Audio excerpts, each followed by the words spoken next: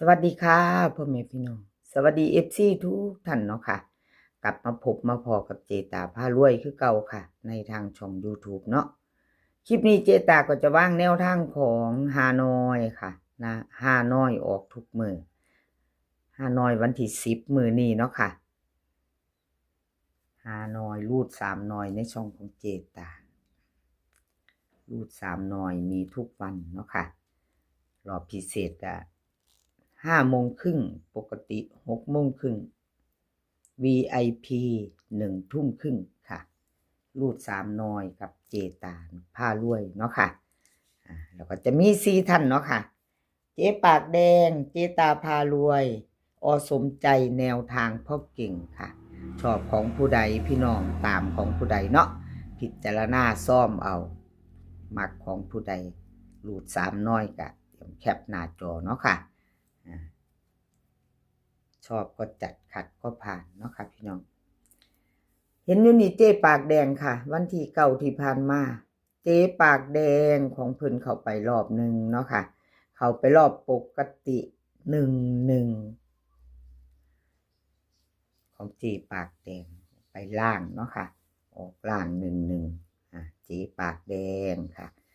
FC ของเจ๊ปากแดงใครจะตามต่อเตรียมแคปหน้าจอเนาะค่ะ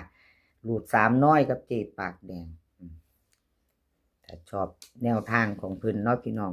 เคยติดตามหรือว่า FC ใหม่เพิ่งเขาไม่เห็นเนาะเพิ่นเขาคอมเมนต์มาอยู่ว่าเพิ่งเข้ามาครั้งแรกครับเจตาว่าซั่น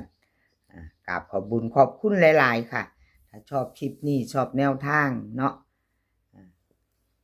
ห้าน้อยของ4เซียนนี่ก็เอาไปพิจารณาแคปหน้าจอไว้เบิ่งเอาเนาะค่ะชอบของผู้ใดจัดของผู้นั้นชอบก็จัดขัดก็ผ่านคือว่าล่ะพี่น้องเจ๊ปากแดงค่ะรูด3น้อยวันที่10วิ่งรูดเพิ่นให้มา3กับ4ค่ะ2ตัว4หาง39 38 43 42เบิ้ล33 44ค่ะ3ตัว3หาง342 338 449รูด3น้อยกับเจปากแดงค่ะพี่น้องเด่น3รอง4เน้น39 38 3ตัวเน้นหางเดียว338ค่ะเอาไปจะตามกับเจปากแดงแคปหน้าจอค่ะแคปหน้าจอใครจะไปต่อกับเพิ่นมือแรงรูด3น้อยเนาะค่ะ5น้อยมีทุกวันออกทุกวันเนาะค่ะชอบก็จัดเนาะพี่น้องพิจารณาเอาชอบของผู้ใดก็จัดของผู้นั้นแคปหน้าจอไว้ค่ะรุ่นกัน3น้อยเนาะมือแรงในทางช่องของเจตาเนาะค่ะเอามาไปต่อกับอสมใจลุดไปเนาะค่ะมื้อวานนี่บ่เข้าจักรอบ5น้อย3ลุด3น้อยของอสมใจกราบขอโทษขออภัย FC ค่ะที่แนวทางเพิ่นบ่เข้าบ่เดินเนาะขออภัยหลายๆมาไปใหม่ไปต่อค่ะมื้อนี้รูด3น้อยกับอสมใจเนาะกราบขอบคุณอสมใจค่ะที่ให้แนวทางมาวางทางช่องของเจตากับขอบคุณอย่างสูงเนาะค่ะรูด3น้อยค่ะวิ่งรูด3กับ6 2ตัวค่ะเพิ่นให้มา4หาง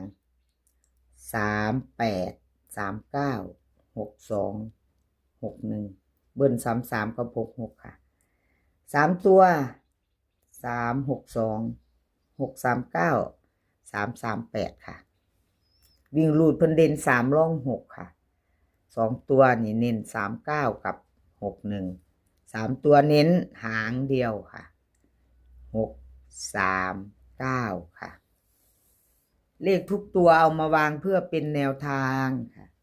โปรดใช้วิจารณญาณในการรับชมเป็นอย่างสูงเนาะค่ะเป็นเพียงแนวทางครับพี่น้องมีเขามีหลุดเนาะสมใจรูด3น้อยมือแรงมีเขาเด้อมาเด้อค่ะย่างมาจับคู่มาเดินมาให้ FC เพิ่นเห็นเป็นคู่เนาะเป็นคู่ จัดมาค่ะจัดมาเป็นคู่เนาะเอาต่อไปค่ะต่อไปเป็นของเจตาพารวยค่ะเป็นของเจตาเองFC มีไผตามน้ำเจตาบ่เนาะค่ะ FC มีไผตามไผพิจารณาไว้บ่รุดดูหลายก็บ่ตามละเจตาว่าติ ขอโทษขออภัยครับพี่น้องเขาไปรอบนึงอยู่เด้อจ้าเมื่อวานนี่เจตา VIP ค่ะ เข้าไป VIP 3ตัวออก585573ค่ะ ของเจตาเข้าไปไม่ได้กลับนะคะ73นี่ค่ะ1รอบค่ะพี่น้อง1รอบรูด3หน่อยเนาะเข้าไปรอบหนึ่งของเจตาพารวย FC ว่าจังใดคิดจะตามต่อบ่ค่ะคิดจะไปน้ำเจตาว่าห้าน้อยมือแรงคิดจะไปน้ำบ่รุดดูไว้เจ้าบ่ไปแล้ววะติมาไปค่ะอย่าเฝ้าว่างมือเจตาเด้อครับขอบบุญขอบคุณสำหรับกำลังใจ FC ผู้ตะหักเนาะค่ะเขามาคอมเมนต์เขามากดหัวใจให้กดไลค์กดแชร์กราบขอบพระคุณเป็นอย่างสูงค่ะมาไปน้ำกันมือแรงไปน้ำเจตารูด3น้อยเนาะไม่มีอะไรแน่นอนเนาะอะไรก็เกิดขึ้นได้เนาะครับพี่น้องเกิดขึ้นได้มือแรงนี่มาไปรุ่นกันใหม่กับเจตารุ่นกันใหม่ไปต่อค่ะรูด3น้อยค่ะวิ่งรูดเจตาให้2กับ4 2ตัว4หางค่ะ28 29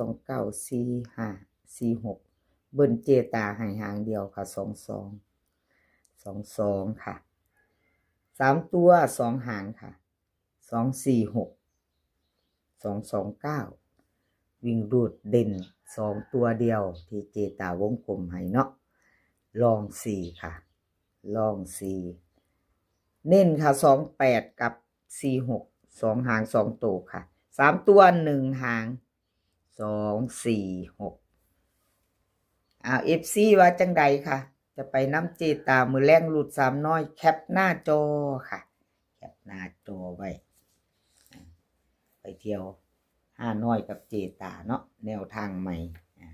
5น้อยเนาะค่ะมีทุกวันออกทุกวันเนาะ2เจตาก็รูด3น้อยค่ะแล้วก็มี4ท่านเนาะ4เสี้ยนชอบของผู้ใดก็จัดของผู้นั้นอยู่ในใจ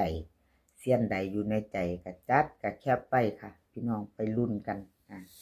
เอาที่เราชอบก็จัดขัดก็ผ่านเนาะค่ะฮานอยแนวทางพ่อเก่งค่ะแนวทางพ่อเก่ง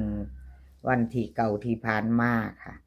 วันที่9ที่ผ่านมาแนวทางพ่อเก่งลุดไปตัวพี่น้องลุดไปบอกเขาบ่เดินลุด3น้อยของเพิ่นเนาะขอโทษขออภัย FC ค่ะขอโทษขออภัยแทนเนี่ยแนวทางพ่อเก่งเนาะที่ของเพิ่นบ่เดินบ่เข้าเนาะค่ะลุดไปวันที่9ขออภัยแทนพ่อเก่งค่ะมาไปต่อไปใหม่มือแรงรูด3น้อยกับพ่อเก่งใหม่เนาะพี่น้องเนาะ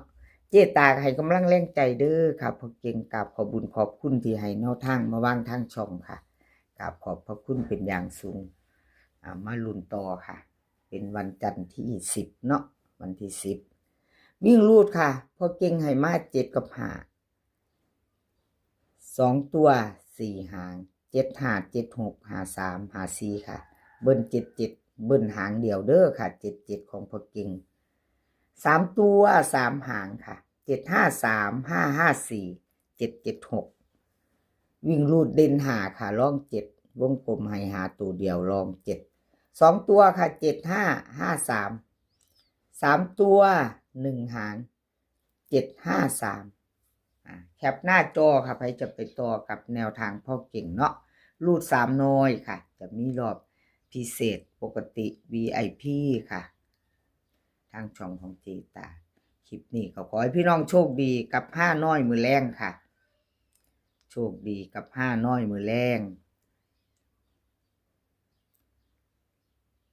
ขอให้มีความสุขสุขภาพร่างกายแข็งแรงกันทุกคนค่ะแล้วก็ ก็เดินทางไปไสก็ขอให้ปลอดภัยเดินทางไปขอให้มีโชคกลับมาขอให้มีชัยค่ะคลิปหน้าพอกันใหม่คลิปนี้ก็สวัสดีค่ะ